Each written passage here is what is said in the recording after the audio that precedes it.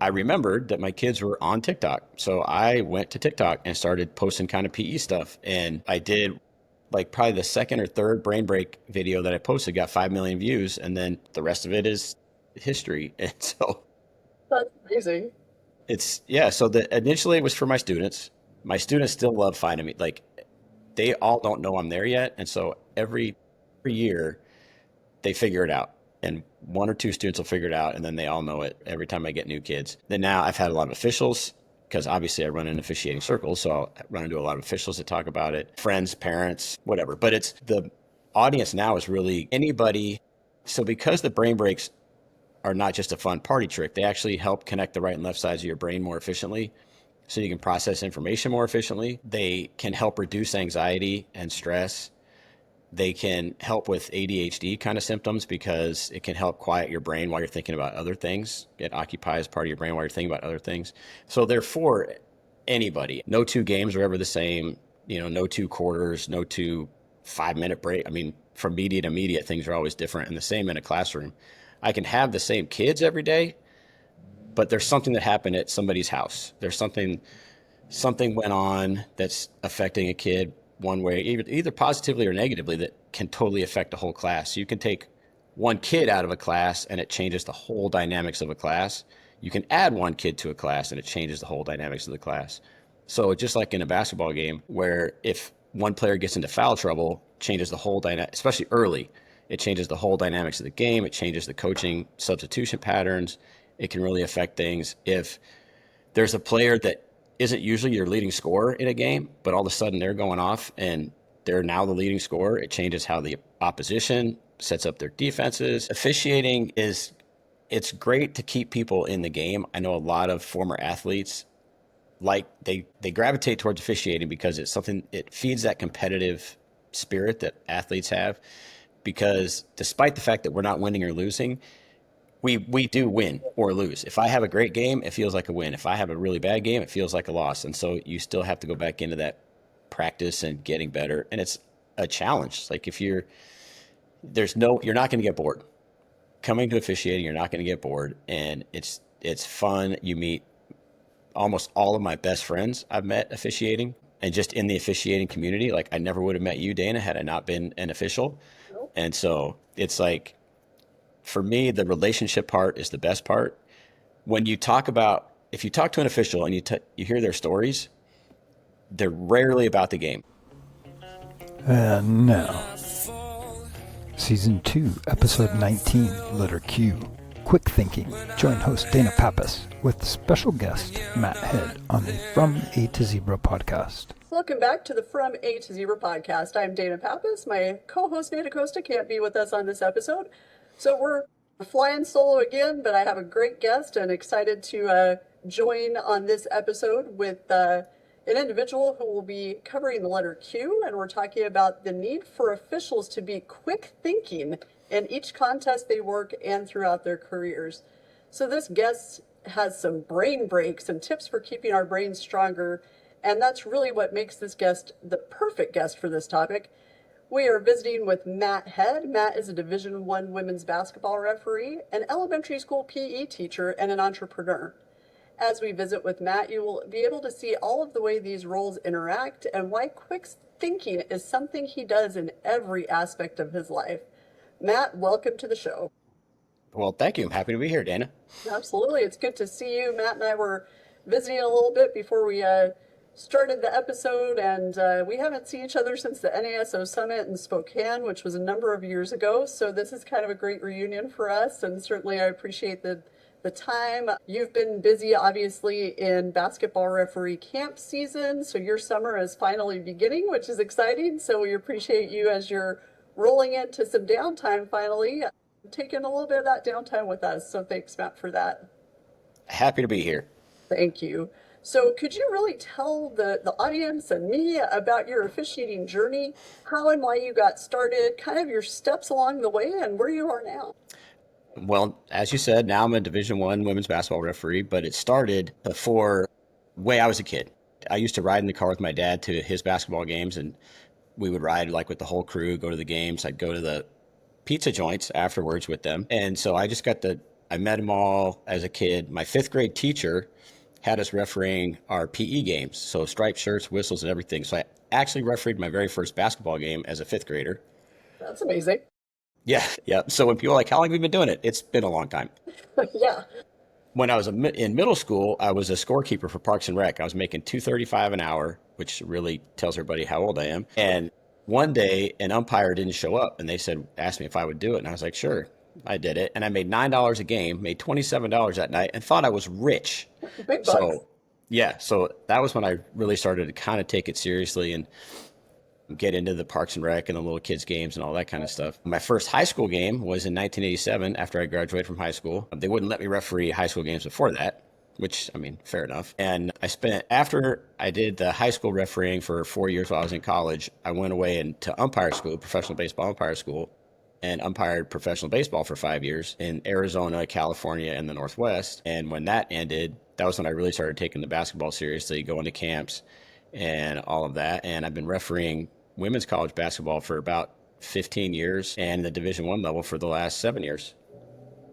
I actually had no idea until this moment that you had been a professional baseball umpire. That's fascinating. So you've obviously done that. You've done basketball. You mentioned that your dad was an official. Was he basketball only, or did he do other sports as well?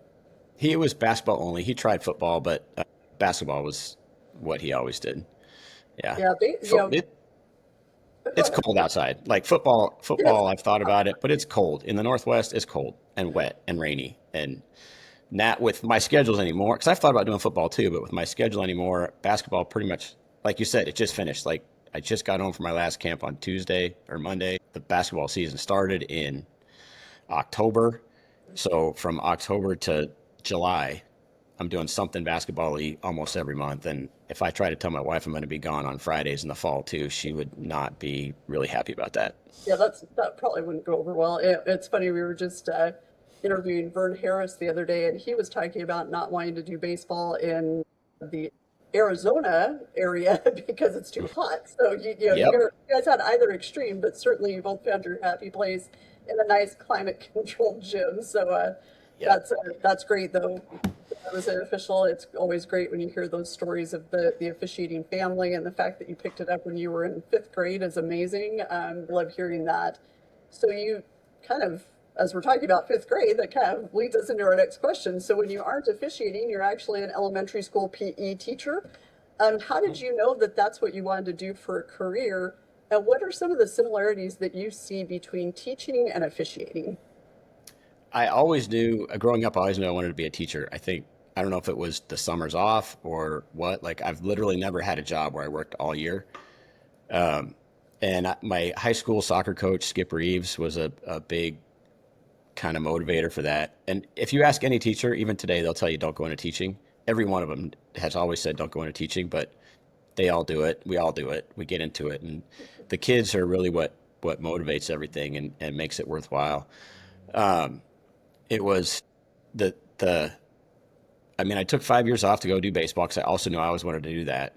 But when I came back, I was able to go to graduate school, get my master's, and get all that done in a year. And then ever since then, for the last 25 years or so, I've been teaching. I took a little 3-year detour, which will lead into some other stuff, but as a education technologist. So I taught teachers how to use technology effectively in their classrooms. And I got into elementary because I was substituting in the off season from baseball in alternative schools mostly.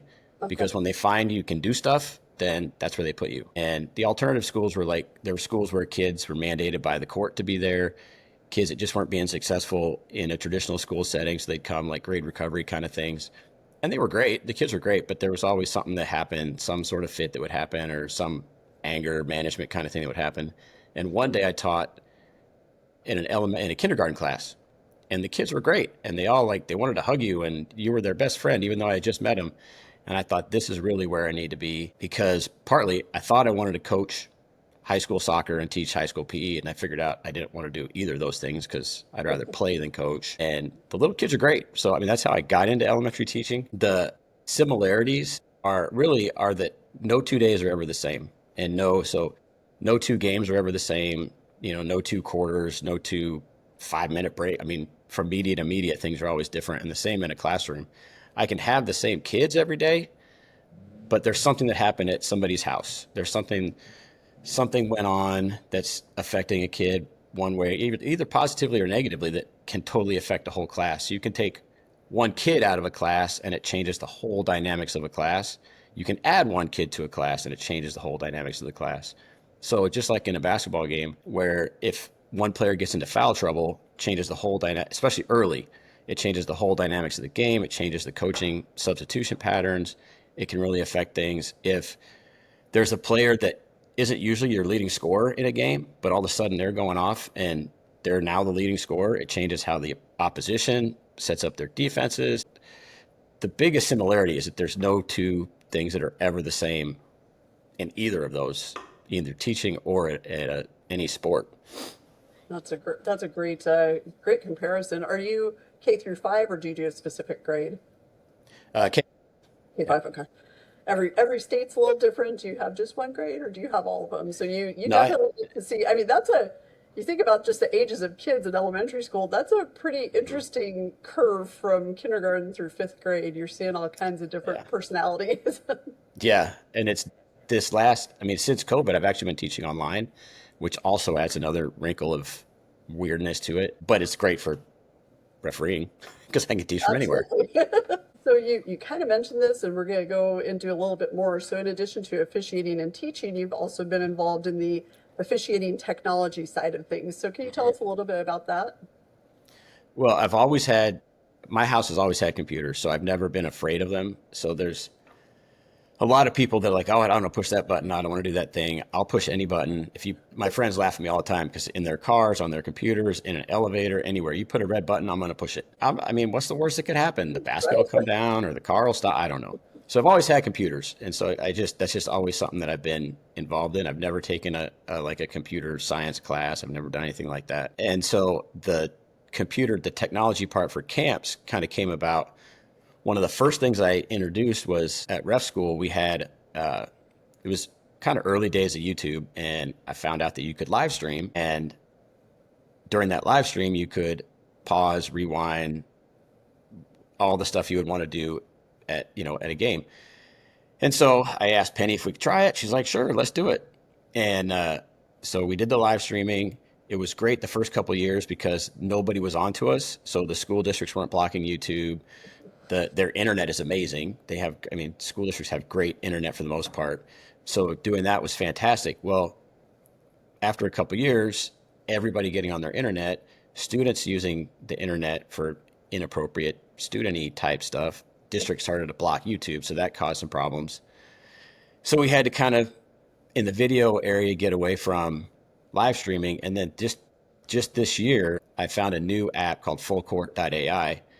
And their basic thing is you can put 2 iPads or phones on a stand and it'll AI follow the game. Or if you don't have the stand for 2, you can just do it on 1. But the same principles apply where you can clip plays in real time and then everybody can see them in real time. Anybody that's logged into that event can see them in real time. So it was great for camps where they'd be this summer, they'd be clipping the play and then they could pull the referee off and go, hey, look at this thing. This is what happened.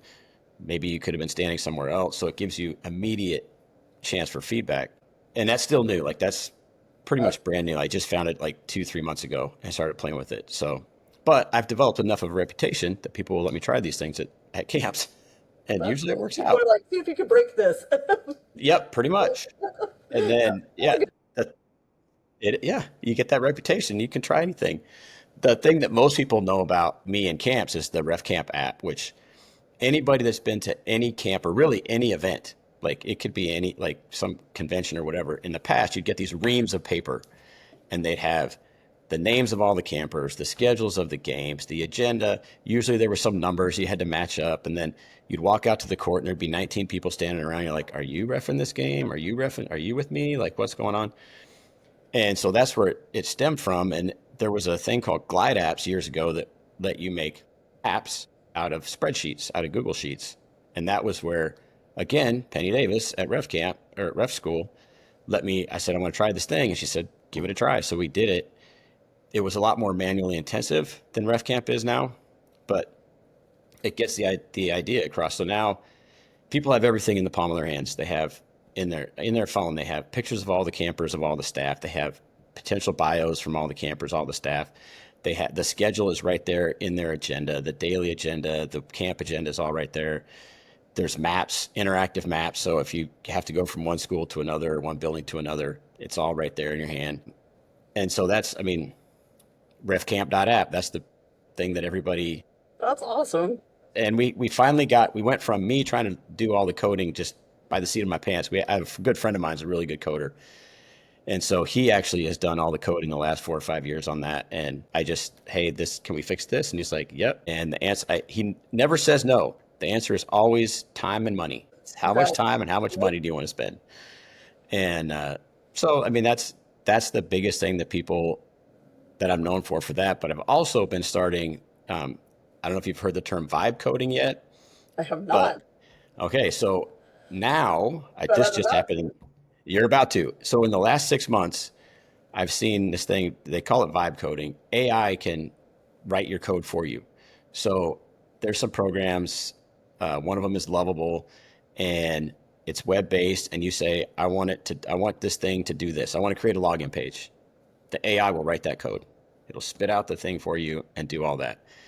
So I've been using that, and I've made a flashcard app directed specifically for officials, so they can create flashcards. They can share them with the world if they want. They could just make their own private.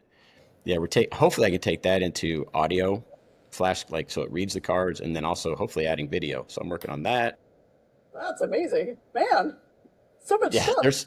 It's crazy. You can. So I did an app where at camp you can provide campers feedback in real time. You can give them a score 1 through 5. It based it on the NCAA women's basketball officiating standards. So with their categories and everything, but you can give people scores 1 to 5. You can give them feedback in real time. They can see it as soon as they come off their game. It tracks their progress over time. So that's something I just started playing with in the last couple months.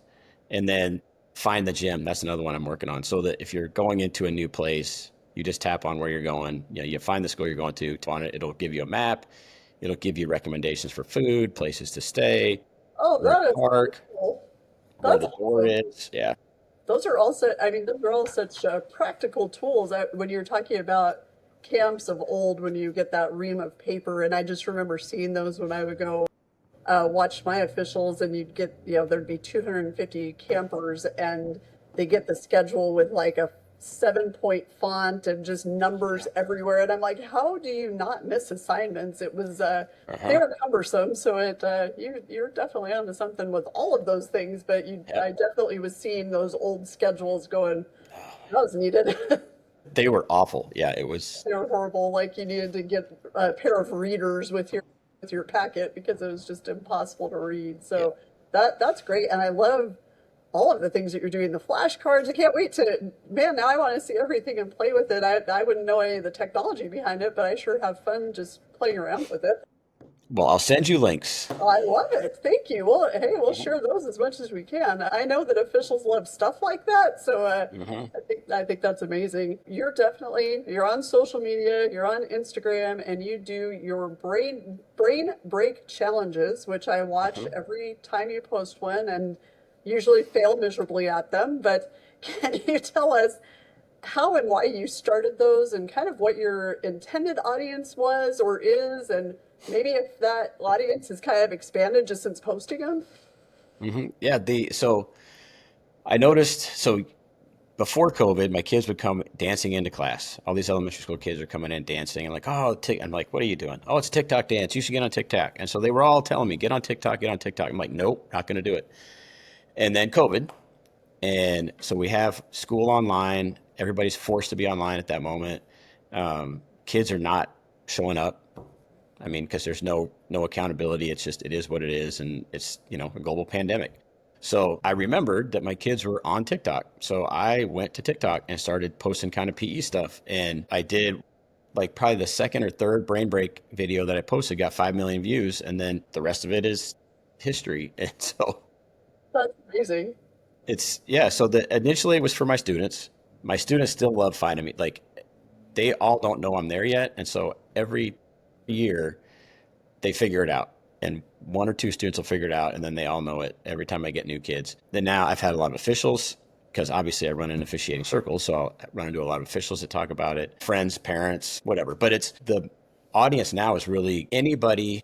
So because the brain breaks are not just a fun party trick, they actually help connect the right and left sides of your brain more efficiently so you can process information more efficiently. They can help reduce anxiety and stress. They can help with ADHD kind of symptoms because it can help quiet your brain while you're thinking about other things. It occupies part of your brain while you're thinking about other things. So they're for anybody. And I had a neurologist in Sweden message me saying that they're using brain breaks now with their patients. I've had quite a few just doctory type people say that, yeah, we're using these with our patients. Older people are using them to help. It doesn't cure or stop dementia or Alzheimer's or anything like that. But anytime you do something with your brain, it can be crossword puzzles, it can be Sudoku puzzles, regular puzzles. Anytime you're active with your brain, it helps slow those symptoms. And so the brain breaks are also one of those things that can help slow the onset of that kind of stuff. Not a cure. I'm not a doctor, but it does help with those sorts of things. And so now it's just anybody, and most of it is people having fun. And most of the really fun, my students usually see my videos because they're stitched with somebody else's or they're duetted with somebody else's, some famous person. And so like Gwen Stefani duetted one of my videos one day. That was like the highlight of my year. That was so cool because I actually saw that and I'm like, that's Matt. And it was so cool because I'm just like, I know that guy. And I'm like, Gwen Stefani. It was so cool. I was like, Matt's famous. You were not expecting that, I'm sure. No, not at all. Nope. Audience. No, but it's fun. I mean, it's just a fun, cool thing to happen, and it's fun. And it's been neat because I've actually seen on TikTok and Instagram when you have been stitched into somebody else's, and it's just gives me a little giggle every time because I'm like, I know that guy. Just people are having fun with it, and I think it's just great that it started kind of as a tool for your PE kids, and now Gwen Stefani's watching it, so that's pretty neat. The internet's it makes me happy. Yeah, me too. Connects a lot of people. Absolutely. So, kind of as a segue to our next question and to the real topic of the day is this quick thinking aspect. So, how important is it for officials to be quick thinking or mentally agile during the games that they work? Like I mentioned it earlier with the similarities between teaching and officiating, things are changing all the time in all sports, basketball, football, baseball, lacrosse, everything. No 2 minutes are the same in any game. And so we have to be able, as officials, we have to be able to adjust on the fly to things. It could be, I mean, one of my friends hurt herself last year in a game, and so they had to come out. So now it's 2-person working that game. So you have to be able to quickly adjust from what you're very comfortable with to something you're very not comfortable with and make those adjustments, in real time. A player gets hurt, or just like students, some player had a fight with somebody at home and now they're mentally not in the game and they react totally out of character, or a coach reacts totally out of character. If you're not always thinking and processing that stuff, like I might react out of character as well and just automatically give a coach a technical when what they're doing is totally not how they normally behave or act. And so instead of thinking this is not right and trying to figure out what's going on, I might react poorly. It's the beauty of sports, and it's really the only live reality TV that I watch, is that it's never the same. Like no two things are the same. If you're a baseball umpire, you go from, in the first few innings, you have a fastball pitcher, and then in the middle third, you might get this big curveball, slow weirdo pitcher, and so now you're having to deal with that different and change that kind of stuff on the fly. Obviously, there's rules you have to always know. You have to be able to apply rules to certain situations. You have to be able to string rules together to make things work. I think football is probably one of the hardest for that because they have so many different catch, no catch, pass interference kind of stuff that's just, if you don't know how to string all those things together, you're not gonna be able to. You're just reacting to stuff. And so, being able to think instead of just react is a huge benefit for officials. And you just gave a great set of examples as far as those decisions that officials are making in different sports. So, what are ways that officials can kind of work on that mental acuity in the off season or even during the season in between games? watching film, watching your film, so you can see where I was just talking to an official at camp, and he wants to put together, and now it's an app that I'm going to think about making. He wants to take the basically the game grading sheet where they, correct call, incorrect call throughout the game, and put that into a format where he can see very minuscule ways evaluate his performance. So maybe he struggles in the last 2 minutes. Maybe he struggles in the first 2 minutes because everybody's relaxed, and then he's great in the last 2 minutes. Well, now he's got to figure out how to get those first 2 minutes. That can involve going into your film and looking at what your body language looks like, that kind of stuff. Watching others' games. So pick people that you admire, that you want to emulate as officials. Watch what they do. I know with push to talk coming to basketball everywhere, like Billy Kennedy, somebody I watch. Brenda Pintoa, somebody I watch, because when they talk on that microphone, it makes sense.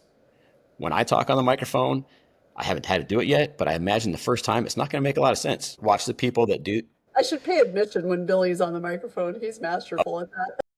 He is so good. He has whole arenas just laughing. It's amazing. He can tell the arena, he can tell them, your best player just got a technical foul, but it was really funny, so you're all going to enjoy it. And I don't know how he does it, but but I need to watch his stuff so I can be better at how to do that. Yeah, how to do that stuff. Watch other sports and see how they're processing information, and see how you can take things from other sports and how they're processing to how you can process. Like, it's in basketball, we'll say something like, you really don't want to just see a foul, call a foul. You don't want to blow on contact. You want to be able to start, develop, finish a play, and then make a decision. And it feels difficult because the game moves so fast.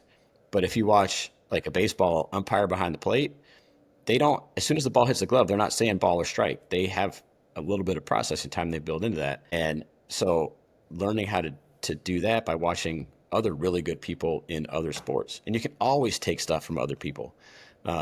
Like somebody mentioned the push to talk part with football referees. I was talking to a friend of ours the other day, and like just watching them do their microphone, this is the foul, can help in other sports. Role playing with your peers. So if we're going a long drive, we'll have practice conversations with the coach. And what are you going to do if the coach says this? What are you going to do if the player says this? What are you going to do if they do this? Oh, this team always runs this play. There's a team.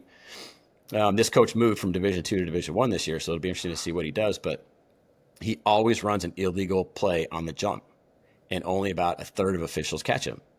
And because they're not watching film, they're not talking to their friends, they're not. But for years he's been running this play, and you call him on it, and he doesn't say a word because he knows it's illegal. But you don't call him on it, and he gets an easy fast break layup right off the jump. And studying your rules, like because if you know your rules, that takes one of the processing points out of you're not having to think quickly to figure out what this rule is. If you know your rules, you know your case books, you know your mechanics, that just eliminates one of the thinking roadblocks. So know your rules.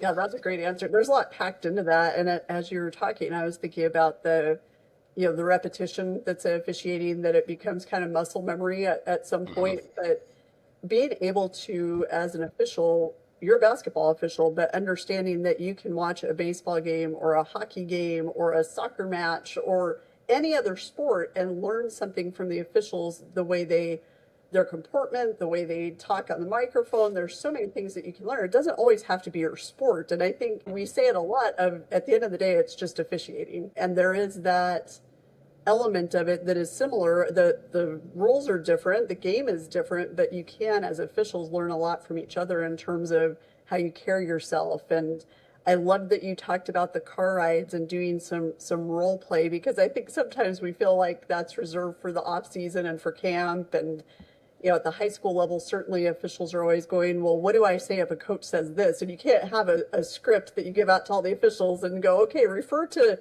line 7, it's going to be there. But being able to just get comfortable with, if the coach asks you this, here's a way that you can respond, and being able to handle that in a non-confrontational setting with your partners in the car or in your pregame or over dinner or whatever the case may be. That's such a good point. And at my level, high school officials, if you're listening to this, that's a huge piece of advice that I really think can carry you a long way in your career.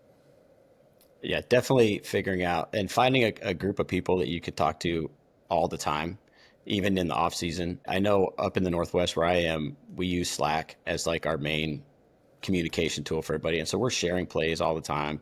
We're putting out, also put out the stuff you miss, you make a mistake, because first of all, there's no secrets in officiating. People try to hide it all the time, but there's no secrets. Somebody's going to find out. So put it out there and get the right answer so you're ready for the next time. And the more information you can take in and the more you can make it a habit, the less processing you have to do when things happen.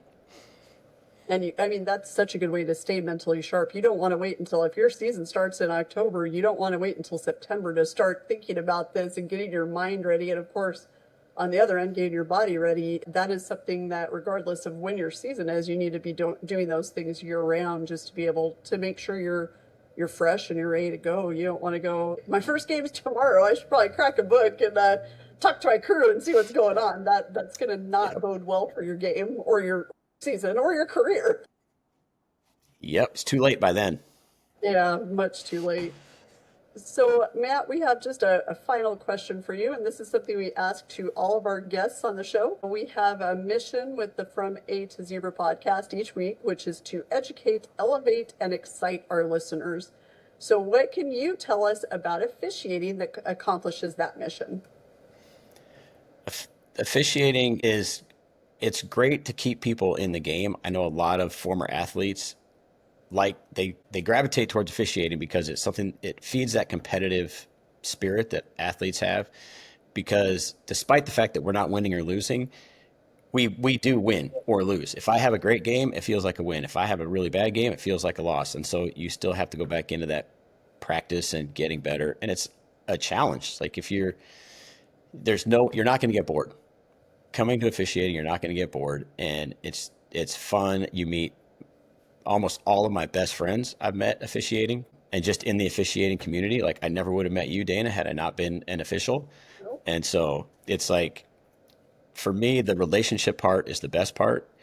When you talk about, if you talk to an official and you hear their stories, they're rarely about the game. Their stories are almost always about the car rides. They're almost always about the crazy things that happen. Oh, we had to drive 6 hours to this game, and it was snowing, and it was a blizzard, and we spun the car around 4 times, and we walked in the door with 1 minute to go on the clock. Like, then nothing about the game. It's always about the people you meet and the relationships you make. And it's all been definitely worthwhile for me. So I highly recommend it for anybody. People say, oh, I can't do it. You can. Anybody can do it. I agree. So I'm going to put you on the spot. Mm-hmm. Can you do it? Can you do a brain break for us on the From A to Zebra podcast? Sure. I'll give you the two that were the originals from, I went to a PE conference my very first year as an elementary PE teacher. I saw Gene Blades, and two books that I would recommend for anybody interested in brain kind of stuff. Why Learning is Not All in Your Head, and Brain Rules by John Medina. Just talks about how the brain functions and the best ways to get the most out of your brain. But the two brain breaks that we learned right off the bat at this conference, the first one is you point your finger and you stick up your thumb and you think, oh, this is easy. And then you just switch them. You switch them. And you switch them. And you switch them. And then the other one was you touch your nose and touch your opposite ear and switch them. And switch them. And switch them. And switch them. I know you can do it. I love it. I'm one of those people still can't. Is it pat your head and rub your stomach? Never been able to do that. I think I just have to have coordination issues. I don't know, but I just thought I'd throw that in there. If you're watching this is both an audio and a video podcast. So if you're listening to this, go watch it on YouTube or wherever you can find the video. But it's worth seeing it and trying it. And I'll try it when I'm not on air so I don't embarrass myself. But Matt, thank you so much for joining us. Thanks for giving us some insight to brain breaks. Follow him on Instagram. If you're not, what's your handle, Matt? One old kid everywhere. I'm one old kid everywhere. One old kid, and they are enjoyable. They put a smile on my face, and it's something that I love. Has brought happiness to so many people. They're really cool, and I really enjoyed that. And thanks for your role as an official. Thanks for what you do, and thanks for your time. I know it's your off season, and I know I have you talking about officiating, but I really do appreciate you coming on. And Nate regrets that you couldn't be on this evening, but you just saw him, so you know you don't even miss the guy. Yeah, yeah. Nate and I are fine. Well, I'm sure I'll talk to him soon. I'm sure tomorrow. So thank you again for being on, and to our audience, thank you for joining us on the From A to Zebra podcast. Don't forget to check us out on Facebook, Instagram, and X for more information about the show. We'll see you next time.